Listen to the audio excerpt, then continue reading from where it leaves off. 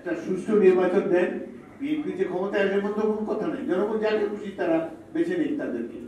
কিন্তু বিএনপি ক্ষমতায় আসবে এই কারণে নির্বাচন দেওয়া যাবে না, সরকারের উপদেষ্টারা যখন এই ধরনের কথা বলে তখন দুঃখ বোধে আক্রান্ত হই। বেগম খালেদা জিয়া কত বছর জেলে কাটালেন, বিএনপি কত নেতৃবৃন্দ জীবন দিয়েছে এই গণতন্ত্র প্রতিষ্ঠার জন্য, কিভাবে আমাদের নেতারা গুম হয়েছে, কিভাবে আওয়ামী লীগ দেশের অর্থনীতি ধ্বংস করে দেশটিকে ফোকলা করে দিয়ে বিদেশে তাদের সম্পদের পাহাড় করেছে। বিএনপি আগামী দিনে যদি একটা সুষ্ঠু নির্বাচন হয়, আল্লাহর রহমতে যদি বিএনপিকে আবার জনগণ রাষ্ট্র পরিচালনার দায়িত্ব দেয়, আমরা এই গ্যাস এবং ভোলার অন্যান্য সম্পদের সর্বোত্তম ব্যবহার করে ভোলাকে বাংলাদেশের সবচেয়ে উন্নত জেলায় পরিণত করব। ভোলাকে সিঙ্গাপুরের মতো গড়ে তোলার জন্য যা যা করার প্রয়োজন ইনশাআল্লাহ সবকিছুই আপনাদের জন্য করা হবে। সেটি যদিও একদল ছাত্র দাবি করে যে তারাই করেছে, এটি কিন্তু ছিল এটা একটা নাগরিক অভ্যুত্থান। সারা দেশের সন্তানদের সাথে সাথে মা বাবারাও রাজপথে গিয়ে এই আন্দোলন করেছে। কিছু কিছু লোক মিথ্যা প্রপাগান্ডা করতে চায় যে বিএনপি আসলে আবার দুর্নীতি হবে, এমনকি দেশের উপদেষ্টাদের মধ্যে অনেক গুরুত্বপূর্ণ ব্যক্তিরাও বলে এখন নির্বাচন দিলে সুষ্ঠু নির্বাচন হবে না, বিএনপি নাকি জোর করে নির্বাচিত হয়ে যাবে ব্যালট বাক্স ছিনতাই করে। আপনাদের এই যে নতুন একটা কিংস পার্টি আপনারা বানিয়েছেন এনসিপি, তারপরে আরো কিছু কিছু রাজনৈতিক দল যারা আপনাদেরকে সমর্থন করবে বলে তারা তাদের বক্তব্যে প্রতিবাদ হচ্ছে। আমরা সবাইকে রাজনীতি হলো সকলের জন্য উন্মুক্ত একটি অঙ্গন, গণতন্ত্র সকলের জন্যই কাম্য। একটা সুষ্ঠু নির্বাচন দেন, বিএনপি যে ক্ষমতায় আসবে মতো কোনো কথা নেই, জনগণ যাকে খুশি তারা বেছে নিক তাদেরকে। কিন্তু বিএনপি ক্ষমতায় আসবে এই কারণে নির্বাচন দেওয়া যাবে না, সরকারের উপদেষ্টারা যখন এই ধরনের কথা বলে তখন দুঃখ বোধে আক্রান্ত হই। এই দেশে বিএনপি বেগম খালেদা জিয়া কত বছর জেলে কাটালেন, বিএনপি কত নেতৃবৃন্দ জীবন দিয়েছে এই গণতন্ত্র প্রতিষ্ঠার জন্য, কিভাবে আমাদের নেতারা গুম হয়েছে, কিভাবে আওয়ামী লীগ দেশের অর্থনীতি ধ্বংস করে দেশটিকে ফোকলা করে দিয়ে বিদেশে তাদের সম্পদের পাহাড় করেছে। সেই ব্যাপারে কোনো কথা নেই, সেই ব্যাপারে 9 মাসের কোনো কিছুই দেখতে পাচ্ছি না, শুধুমাত্র লিপ সার্ভিস দেখতে পাচ্ছি। আজকে দেশে আবার নতুন করে দেশকে আবার নতুন করে চ্যালেঞ্জের মুখে ঠেলে দেওয়া হচ্ছে। এই দেশে গণতন্ত্র থাকবে কিনা, এই দেশে ফ্যাসিবাদ আবার ফিরে আসবে কিনা, সেই ধরনের সম্ভাবনার কথাও ইতিমধ্যে লোকমুখে উচ্চারিত হচ্ছে। যাই হোক, প্রথমে আমি উন্নয়নের সম্পর্কে দু একটি কথা বলি। এই গ্যাস দিয়ে ইনশাআল্লাহ আমরা অনেক উন্নয়ন করতে সক্ষম হব। প্রকৌশলী হেলাল বলেছেন যে গ্যাস আগামী 20 বছরের মধ্যে আমাদের ব্যবহার করতে হবে, ফেলে রাখলে বিকল্প জ্বালানির উৎস আবার আবিষ্কৃত হয়ে যেতে পারে, তখন আমরা আবার পিছিয়ে পড়তে পারি। সুতরাং গ্যাসের উপযুক্ত ব্যবহার আমরা চাই। বিএনপি আগামী দিনে যদি একটা সুষ্ঠু নির্বাচন হয়, আল্লাহর রহমতে যদি বিএনপিকে আবার জনগণ রাষ্ট্র পরিচালনার দায়িত্ব দেয়, আমরা এই গ্যাস এবং ভোলার অন্যান্য সম্পদের সর্বোত্তম ব্যবহার করে ভোলাকে বাংলাদেশের সবচেয়ে উন্নত জেলায় পরিণত করব। ভোলা এখনই সবচেয়ে উন্নত জেলা। ভোলার যে কৃষি সম্পদ, মৎস্য সম্পদ, গ্যাস, প্রাকৃতিক সম্পদ, আর যে আমাদের যে ট্যুরিজমের জন্য যে সম্ভাবনা আমাদের রয়েছে, সেটাও একটা বিরাট সম্পদ হবে। দেশে যখন অর্থনৈতিকভাবে একটু উন্নত হয়, রাস্তাঘাট একটু ভালো হয়, বাইরে পৃথিবীর লোকেরা বিনোদনের জন্য আমাদের এখানে আসবে।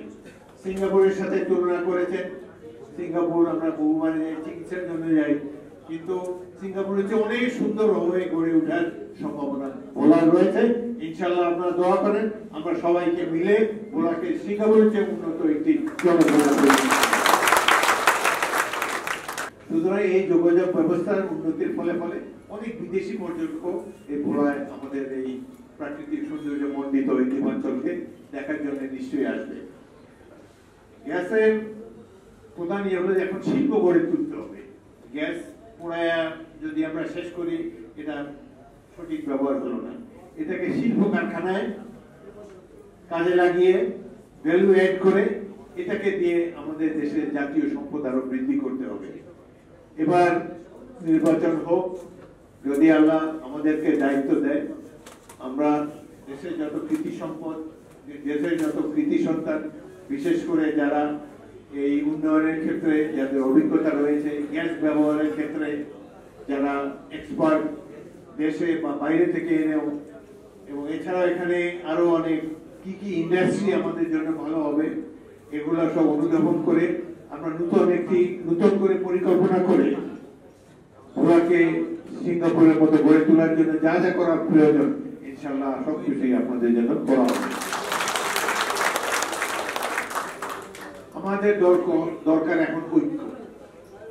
বাঙালি কিন্তু সংগ্রামী জাতি। এই যে আগস্ট মাসের যে অভ্যুত্থান, সেটি যদিও একদল ছাত্র দাবি করে যে তারাই করেছে, এটি কিন্তু ছিল এটা একটা নাগরিক অভ্যুত্থান। সারা দেশের সন্তানদের সাথে সাথে মা বাবারাও রাজপথে গিয়ে এই আন্দোলন করেছে। আমার একটি থানা লালমোহনে 11 জন শহীদ হয়েছে, এর মধ্যে একজনও ছাত্র না। রিক্সাওয়ালা, মুদি দোকানদার, ক্ষুদ্র ব্যবসায়ী, এই ধরনের লোকেরা জীবন দিয়েছে। আমি অবাক হয়ে যাই এদেরকে যখন সাহায্য সহযোগিতা করতে গিয়েছি দলের পক্ষ থেকে, বা আমরা নিজেরা যতটুকু পেরেছি করেছি, এদেরকে দেখে অবাক হয়ে গেলাম। এইসব প্রত্যন্ত অঞ্চলে কিছু নাই, এরা কেন জীবন দিতে গিয়েছে ওখানে? তার মানে আমাদের একটা সংগ্রামী জনগোষ্ঠী আছে। আমাদের প্রবলেম হলো এই শিক্ষিত লোকগুলা, ওগুলা বসে বসে আতালগিরি করে আর বলে যে গণতন্ত্র আসলে দেশ ধ্বংস হবে। তাদের একটা পিএইচডি ডিগ্রি আছে, তারা মনে করে তারা ভালো বুঝে কিভাবে দেশকে উন্নত করতে হবে। বাংলাদেশের জনগণকে কারো বুদ্ধি দেওয়ার কোনো প্রয়োজন নাই। এই দেশ যুদ্ধ করে 71 সালে স্বাধীন করেছে সাধারণ মানুষ, রাজনীতিকরা এই দেশ স্বাধীন করে নাই। এখন কিছু কিছু লোক মিথ্যা প্রপাগান্ডা করতে চায় যে বিএনপি আসলে আবার দুর্নীতি হবে। এমনকি দেশের উপদেষ্টাদের মধ্যে অনেক গুরুত্বপূর্ণ ব্যক্তিরাও বলে এখন নির্বাচন দিলে সুষ্ঠু নির্বাচন হবে না, বিএনপি নাকি জোর করে নির্বাচিত হয়ে যাবে ব্যালট বাক্স চিন্তাই করে। কিভাবে এইসব কথা বলে? বিএনপি তো বারবার জনগণের ভোটে রাষ্ট্র ক্ষমতায় গিয়েছে। এখনো বেগম খালেদা জিয়া জীবিত আছেন, সংগ্রামী নেত্রী। জীবনের একটা সুন্দর সময় তিনি অতি অল্প বয়সে তিনি তার স্বামীকে হারিয়েছেন। আমি এদেরকে অনেক আগে দেখেছি। বেগম জিয়ার বয়স যখন 20 বছর, তখনই আমি তাকে দেখেছি ক্যাপ্টেন জিয়াউর রহমানের স্ত্রী হিসাবে। বেগম জিয়াকে প্রথম যেদিন দেখি আমি পশ্চিম পাকিস্তানের একটি ক্যান্টনমেন্টে, তারা আমাকে আমন্ত্রণ করে জানিয়েছিলেন, দাওয়াত করেছিলেন। সেইখানে গিয়ে বিকাল এই সন্ধ্যার একটু আগে বেগম জিয়া যখন নাস্তার ট্রলি ঠেলে নিয়ে আসলেন, আমি একা সেখানে আছে ক্যাপ্টেন জিয়াউর রহমান এবং ইস্ট বেঙ্গল রেজিমেন্টের 3-4 জন অফিসার। আমরা ইস্ট বেঙ্গল রেজিমেন্টে যোগদানের সুযোগ পেয়েছি বলে তারা আমাকে আমন্ত্রণ জানিয়েছেন সেই বাসায়। তো আমি দেখে অবাক হয়ে গেলাম, বাঙালিদের মধ্যে এমন সুশ্রী, এমন ডিগনিফাইড মহিলা। সেই সময় থেকে তাকে দেখে এসেছি, কত চমৎকার জীবন ছিল তার। সেই জায়গায় তাকে কত কষ্ট করতে হয়েছে। স্যাঁতস্যাঁতে মেঝেতে শুয়েছে, আরশোলার সাথে, তেলাপোকার সাথে তার সহবাস ছিল। সেখানে কোনো ধরনের সুযোগ সুবিধা কিছুই পান নাই। প্রাক্তন প্রধানমন্ত্রী হিসাবে একটা খাট পর্যন্ত তাকে দেওয়া হয়নি। খাওয়া দাওয়া, কেউ কেউ বলে যে তার খাওয়ার সাথে অনেক কিছু খারাপ জিনিস দেওয়া হয়েছে, নানাভাবে তাকে হত্যা করার অনেক চেষ্টা করা হয়েছে। তো যাই হোক, তিনি এখনো জীবিত আছেন এই দেশের সকল জাতীয়তাবাদী শক্তির অনুপ্রেরণা হিসাবে, সাধারণ মানুষের অনুপ্রেরণা হিসাবে। আর প্রেসিডেন্ট জিয়াউর রহমানকে আমি খুব কাছে থেকে দেখেছি। আমি এক সময় তার একান্ত সচিব ছিলাম 1.5 বছর।